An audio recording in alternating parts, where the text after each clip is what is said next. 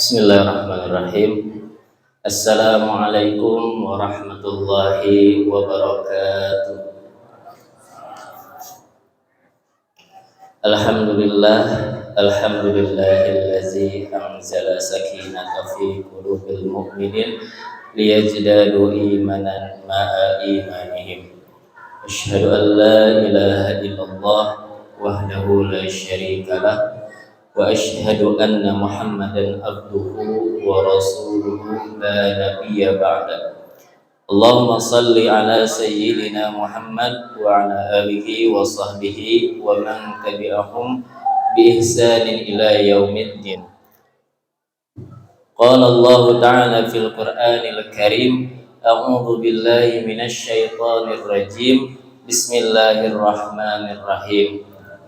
Ya ayyuhallazina amanu kutiba alaikumus siyamu kama kutiba alal ladzina min qablikum la'allakum tattaqun. Al-ayat. Alhamdulillah, puji dan syukur marilah kita panjatkan kehadirat Allah Subhanahu wa taala. Alhamdulillah, berkat karunia dan juga nikmatnya kita semua masih bisa berkumpul di sini menunaikan kembali amaliyah bulan Ramadan yang tadi sudah dilaksanakan salat Isya berjamaah. Kemudian insya Allah nanti kita akan lanjutkan dengan salat tarawih berjamaah. Semoga kita semua di bulan Ramadan ini mendapatkan keberkahan dari Allah dan terus dijadikan golongan-golongan orang yang soleh sehingga kita nanti selamat di dunia dan di akhirat. Amin ya Allah ya Rabbal Alamin. Salawat serta salam semoga tetap tercurah kepada baginda Nabi Muhammad sallallahu alaihi wasallam, kepada para keluarganya, para sahabat, tabi'in, dan juga kepada kita selaku umatnya hingga akhir zaman. Alhamdulillah, hadirin rahimakumullah. Semoga Allah memberikan umur panjang kepada kita semua supaya kita bisa tetap menikmati jamuan Allah yang istimewa, jamuan Allah yang paling lezat, yaitu jamuan bulan Ramadan. Sebagaimana kita ketahui, bulan Ramadan merupakan hadiah dari Allah Subhanahu wa taala kepada kita. Itu adalah bukti tanda kasih sayangnya Allah kepada kita. Karena hadirin rahimakumullah, pada hakikatnya Allah menginginkan kita itu untuk bahagia, mulia, serta selamat. Maka dari itu Allah sediakan kebahagiaan, kemuliaan, dan keselamatan itu Allah sediakan di dalam perintah-perintahnya. Sehingga perintah-perintah Allah yang Allah perintahkan kepada kita itu akan membuahkan sebuah kemuliaan, sebuah kebahagiaan, dan juga keselamatan. Namun berbalik dengan larangan-larangan Allah yang diberikan kepada kita, pada hakikatnya di dalam larangan itu tergantung sebuah kesengsaraan, sebuah kehinaan, bahkan kehancuran atau kebinasaan bagi kita semua. Sebagai contohnya, ketika Allah memerintahkan kita untuk ikhlas, bahwasanya Allah sudah menyiapkan di dalam ikhlas itu sebuah kemuliaan, sebuah kebahagiaan, dan juga keselamatan. Hal lainnya, ketika Allah menyuruh kita untuk berbuat jujur, maka Allah sudah siapkan di dalam kejujuran itu sebuah kebahagiaan, kemuliaan, juga keselamatan. Dan banyak contoh lainnya ketika Allah memerintahkan kita untuk menjadi orang yang senang berbagi atau orang yang dermawan, maka ketika Allah menyuruh itu Allah sudah siapkan kebahagiaan bagi kita. Sama berbeda terbalik dengan larangan yang Allah perintahkan. Ketika Allah memerintahkan, Allah melarang kita untuk riya, maka Allah sudah menyiapkan di dalam riya itu sebuah kehancuran, sebuah kebinasaan, atau sebuah kehinaan bagi kita. Ketika Allah melarang kita untuk sombong, maka Allah di sana dengan sombong itu kita akan hina, akan hancur, atau akan binasa.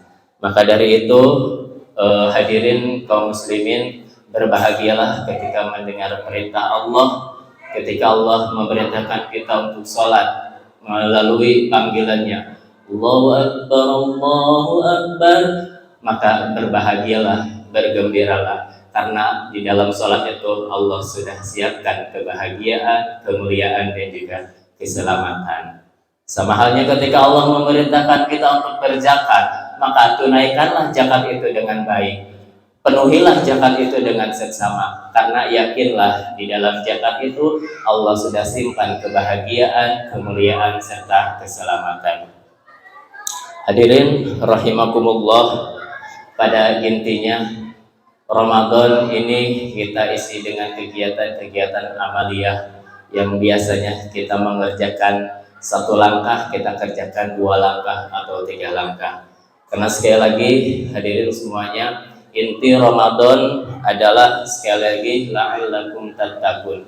Bagaimana Allah menyeru fungsi puasa ini adalah agar kita menjadi orang yang bertakwa. Terus bagaimana ciri-ciri orang yang bertakwa? Yang pertama, ketika ciri yang bertakwa adalah yang pertama yakin kepada Allah. Yang kedua, patuh kepada Allah, dan yang ketiga pasrah kepada Allah.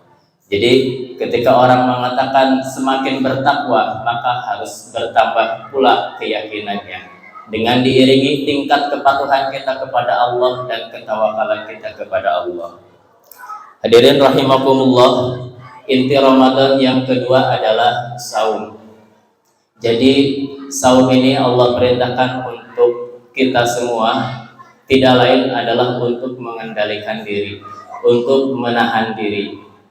Dari subuh sampai maghrib kita menahan dahaga dan juga haus dan juga lapar, kemudian menahan emosi. Ketika kita keadaan perut kosong, lapar yang sangat luar biasa, secara psikologis emosi kita akan meningkat. Maka di sanalah Allah menurunkan ujian bagaimana kita mengendalikan diri dan menahan diri. Bahwasanya betapa indahnya mengendalikan diri dan menahan diri ini. Banyak orang-orang yang sukses dan berhasil tidak lain karena mereka mampu mengendalikan diri dan menahan diri. Tapi banyak orang-orang yang terjerumus, terhinakan, bahkan hancur dan binasa tidak lain karena mereka tidak bisa mengendalikan dan menahan diri. Maka dari itu, para jemaah hadirin rahimakumullah, marilah kita di bulan suci Ramadan ini bersemangat dan antusias memenuhi perintah-perintah Allah, dan kita yakini bulan Ramadan ini adalah bulan yang istimewa, bulan yang jalannya Allah memberikan kebahagiaan, kemuliaan, dan keselamatan. Dan yang kedua, di bulan Ramadan ini kita jadikan sebagai bulan riyadhah atau bulan latihan untuk kita mengendalikan diri dan menahan diri, sehingga kelak kita akan digolongkan Allah sebagai golongan orang-orang yang selamat di dunia dan di akhirat. Baik, demikian apa yang dapat saya sampaikan pada kultum pada malam hari ini. Mohon maaf bila ada kesalahan.